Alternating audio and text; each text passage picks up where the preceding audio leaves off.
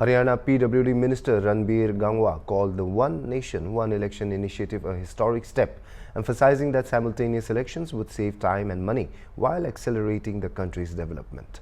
He noted that the BJP is working to fulfill its promise of implementing this reform made during previous election campaigns. On Chief Minister Naib Saini's upcoming rallies, Gangwa highlighted that the BJP, now in its third consecutive term in Haryana, has made significant strides in equal development across the state without bias. He added that the rallies aim to express gratitude to voters and address local issues through direct announcement. Addressing the farmers' movement, Gangwa stated that Haryana's government is purchasing crops at the minimum support price and providing compensation to farmers. He dismissed the protests as being led largely by farmers from Punjab, urging the Punjab government to address their grievances. साहसिक और ऐतिहासिक फैसला ये देश के लिए है।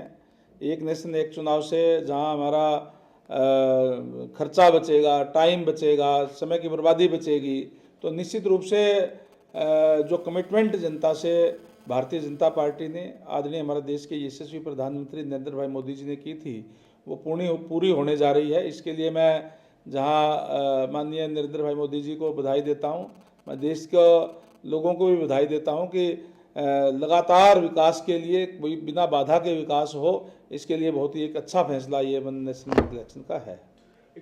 देखिए, भारतीय जनता पार्टी की सरकार लगातार तीसरी बार आई है। जब से हरियाणा प्रदेश बना है तब से पहली बार ये किसी दल की सरकार जो है तीसरी बार आई है, और निश्चित रूप से बहुत ही एक अच्छी शुरुआत है। भारतीय जनता पार्टी ने लोगों से कमिटमेंट की थी कि बिना किसी क्षेत्रवाद के, बिना किसी भेदभाव के समान विकास कराने का काम करेंगे। जहां हमारे एमएलए है और जहां नहीं भी है, 90 के 90 हलकों के अंदर माननीय मुख्यमंत्री महोदय जाएंगे और वहां की मांग जो लोगों की होगी वो मानने का काम करेंगे और उसको एक घोषणा करने का काम करेंगे, तो समान विकास पूरे हरियाणा प्रदेश के अंदर होगा। बहुत ही एक अच्छा फैसला माननीय मुख्यमंत्री महोदय ने लिया है। उनके नेतृत्व के अंदर हरियाणा प्रदेश और ज़्यादा तरक्की करेगा। देखिए, जहाँ तक किसान आंदोलन की बात है कि हमने भारतीय जनता पार्टी ने सबसे ज़्यादा अगर किसी एक वर्ग के लिए कार्य किया है तो किसानों के लिए किया है। हम सारे की सारी 100 की 100% फसलें हम यहाँ खरीद रहे हैं। 72 घंटे के अंदर अंदर जो एमएसपी पे हम खरीद करते हैं वो किसान के खाते में डीबीटी के माध्यम से पैसा भेजने का काम करते हैं। सबसे ज़्यादा मुआवजा देने का काम करते हैं। बहुत से तथाकथित किसान संगठन ऐसे भी थे जिन्होंने ये बाद में बयान आए कि हमने कांग्रेस को फ़ायदा पहुंचाने के लिए इस टाइप के आंदोलन किए और उसका लाभ कांग्रेस नहीं ले सकी।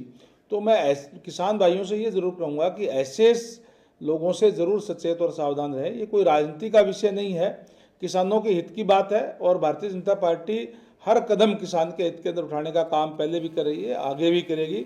जहाँ तक पंजाब का इशू है, पंजाब के प्रधानमंत्री को किसानों से बात करके उनके कोई इशू है तो उनको सोल्व करना चाहिए।